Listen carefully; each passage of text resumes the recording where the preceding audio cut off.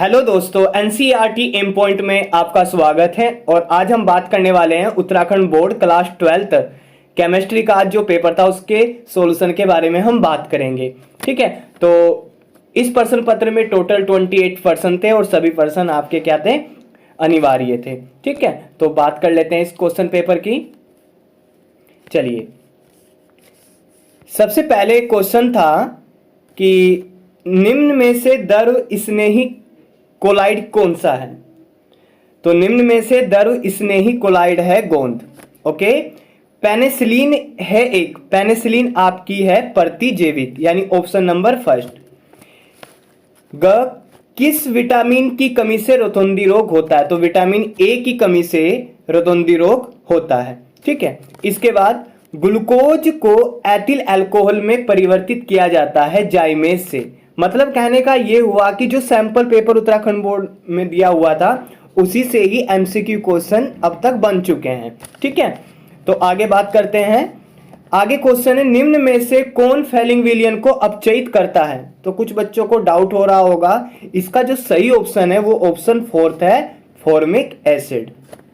आगे जो क्वेश्चन है, अयस्क में उपस्थित अशुद्धियां कहलाती है। अयस्क में उपस्थित अशुद्धियां कहलाती हैं। यदि आपने इंग्लिश में थोड़ा पढ़ते इसको, अयस्क में उपस्थित अशुद्धियां कहलाती है गैंग या मैट्रिक्स। तो ऑप्शन यदि आप थर्ड देखो तो हिंदी में बोला गया अपअयस्क, लेकिन इंग्लिश में सही बोला गया है। ओके, आगे हम बात करते हैं। इसके बाद है नाइलॉन 6 का एकलक है, यानी मोनोमर ऑफ नाइलॉन 6। तो ऑप्शन राइट जो है वो फोर्थ है, कैप्रोलैक्टम। सही है। आगे जो नेक्स्ट क्वेश्चन इसमें है, मोलल विलियन वह है जिसमें विले के एक मोल घुले रहते हैं। मतलब मोलल विलियन बोला गया है सीधा सीधा यहाँ पर मोललता के बारे में। तो मोललता यानी विलाय के 1000 ग्राम में। तो ऑप्शन फर्स्ट सही है। ठीक है, इसके बाद किसी गैस की दर में विलेयता, हेनरी का नियम सीधा सीधा, किसी गैस की दर में विलेयता गैस के दाब के समानुपाती होती है। तो यहाँ दाब आ जाएगा। इसके बाद क्वेश्चन है, अभिक्रिया 2HI plus equal to H2 plus I2 की आणविकता बताइए। ठीक है, तो इसकी जो आणविकता है क्वेश्चन 3 की आणविकता इसकी 2 है। आगे जो क्वेश्चन बोला गया है 5K4FeCN6 में Fe की ऑक्सीकरण संख्या यानी ऑक्सीडेशन नंबर आपको इसका बताना है। तो K4 यानी 41 प्लस Fe को x मान लेंगे plus 6 cross Cn-1 equal to 0। तो यहाँ से x की क्या आ जाएगी, x की 2 इसकी ऑक्सीडेशन नंबर आ जाएगा। ठीक है, क्योंकि 4 - 6 माइनस उधर जाएगा तो प्लस हो जाएगा। तो 2 इसका आंसर है। एल्डोन संघनन का रासायनिक समीकरण आप लोगों ने लिख लिया होगा। बेंजीन, नेक्स्ट क्वेश्चन पर, बेंजीन डाइएजोनियम क्लोराइड से क्लोरोबेंजीन कैसे बनाया जाता है। तो ये इक्वेशन केवल रासायनिक समीकरण दीजिए। तो इक्वेशन आपने लिखी होगी कुछ ऐसे, N2 benzene डाइजेनियम chloride N2 plus Cl minus, और जो इसकी प्रेजेंस में था वो क्यूप्रस क्लोराइड HCl, और साथ में 60 डिग्री सेल्सियस टेम्परेचर पर। तो यहाँ से जो बनेगा वो क्लोरोबेंजीन बन जाएगा Cl, और साथ में जो प्रोडक्ट में आएगा वो N2 भी आएगा। तो ये आपको रासायनिक समीकरण लिखनी, तो इनके नीचे इनका नाम लिखना था। तो ये आपको काम करना था। इसके बाद शॉर्टकी दोष, फ्रैंकल दोष में अंतर स्पष्ट कीजिए, आपने लिख दिया होगा। साधारण घनीय, अंतः केंद्रित घनीय, फलक केंद्रीय घनीय को कोष्टिका की व्याख्या कीजिए, और प्रत्येक कोष्टिका में परमाणुओं की कुल संख्या बताइए। तो जिसको आप एक्सप्लेन कर रहे होंगे उसके डायग्रामेटिक, और उस पर नीचे आप क्या कर रहे होंगे, फिर उसमें लिखा होगा परमाणु की संख्या भी। तो 10th क्वेश्चन पर देख लेते हैं। ये 17, हाँ जी।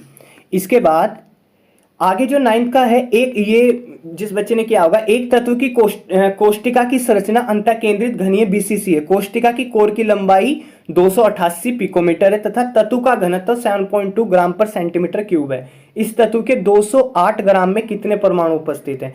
तो जिस बच्चे ने क्वेश्चन किया होगा, आंसर जो इसका सही है वो है 24.16 क्रॉस 10 की पावर 23 एटम यानी परमाणु। तो ये उस बच्चे का आंसर आया होगा। ठीक है, इसके बाद इन पर आपने टिप्पणी कर दी होगी, शॉर्ट नोट्स बना दिए होंगे। फेन पलवन विधि और गालक। फैराडे के विद्युत अपघटन के नियम आपने लिखे होंगे, समबहुलक और सहबहुलक को उदाहरण सहित आपने समझा दिया होगा। और ये तो काफ़ी बार क्वेश्चन पूछा गया है, काफ़ी बार क्वेश्चन पूछा गया है। इसके बाद ये तो निम्नलिखित के इलेक्ट्रॉनिक विन्यास लिखिए, आसानी से आपने इलेक्ट्रॉनिक विन्यास लिख दिए होंगे इसके, ये रिएक्शन लिख दी होगी। साबुन तथा संश्लिष्ट अपवाचक में अंतर स्पष्ट कीजिए। कुल मिलाकर पेपर बहुत बेहतरीन आ रखा होगा, तो प्लीज़ आप कमेंट करके बताइए आप कितने मार्क्स का करके आए हो। इसके बाद है 16 के बाद 17 देख लेते हैं हम।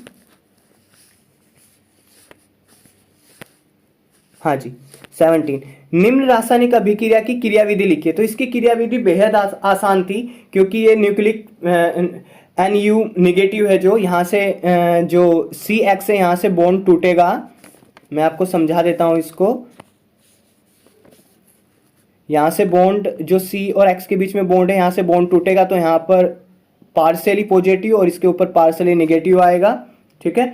और यहाँ से जब ये आएगा तो यहाँ से बॉन्ड टूटकर ब्रेक होकर ये, और A की जगह कौन आ जाएगा, ये A की जगह आ जाएगा आपका RCH और ऊपर H, और यहाँ पर X की जगह आ जाएगा NU।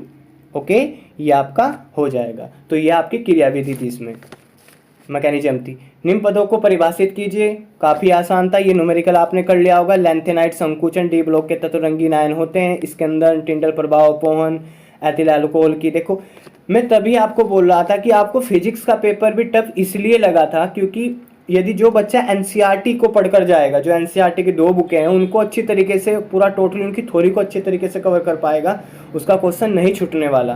तो आगे जो आपके जूनियर जो 11 से 12th में आए हुए बच्चे, उनको आपको सलाह देनी है कि जो एनसीईआरटी है उन्हीं को फॉलो कीजिए, उन्हीं को पढ़िए। तो आगे देख लेते हैं इसमें। ये क्वेश्चन हो गया 21। हाँ जी, अब देखिए 22, प्राथमिक और द्वितीयक तृतीयक एमीन की पहचान किस विधि का वर्णन कीजिए और अभिक्रियाओं का रासायनिक समीकरण लिखिए। तो आपने लिख दिया होगा, कारण सहित पी ब्लॉक के तत्वों की गुणधर्म एक आवर्त में, परमाणु त्रिज्या, देखो एटॉमिक रेडियस कितना आसान सा पूछा गया, 11 का आयनन ऊर्जा, विद्युत ऋणात्मकता। और ये तो पूरे एनसीईआरटी के ही है कि H2O द्रव है जबकि H2S गैस है, ये तो सभी हैं। निक्लोसाइड और निक्लोटाइड में अंतर स्पष्ट कीजिए, कोलराउस के नियम, या आपने विद्युत वाहक बल की जो गणना कीजिए, ये आपने किया होगा। इसके बाद ये तो हर बार ही क्वेश्चन पूछा जाए। 28 का जो क दिया हुआ है, तो इस तरह के क्वेश्चन तो हर साल ही पूछे जाते हैं एग्जाम में। गाटरमैन कोच अभिक्रिया, और ये जो फिल इन द ब्लैंक है जो दिए हुए हैं, एक स्थानों को भरिए। तो ये तो आसान अभिक्रिया, यदि आपने अच्छे तरीके से पढ़ी होगी और आप लिख कर भी आए होंगे इसको, तो जो आपकी पहली अभिक्रिया है वो रोजेनेमुंड अपचयन अभिक्रिया हो गई, और जो दूसरे वाली है वो गैब्रियल थैलेमाइड अभिक्रिया हो गई। तो इस तरह की रिएक्शन है पूरी की टोटल, ठीक है ना। तो आपका कितना इसमें स्कोर रहा है, कितने मार्क्स आपके बन रहे हैं इसमें, तो आप कमेंट करके बताइए। और MCQ और 1 मार्क्स के क्वेश्चन जो आपको डाउट था उनमें वो मैंने बता दिए, और 1 या 2 दिन में इसका पूरा टेलीग्राम पर मैं पूरे सॉल्यूशन को इसको अपलोड कर दूंगा, ठीक है। तो दोस्तों ये वीडियो आपको कैसी लगी प्लीज़ लाइक कीजिए, और अब तक आपने हमारे चैनल को सब्सक्राइब नहीं किया तो प्लीज़ चैनल को ज़रूर सब्सक्राइब कर लीजिए।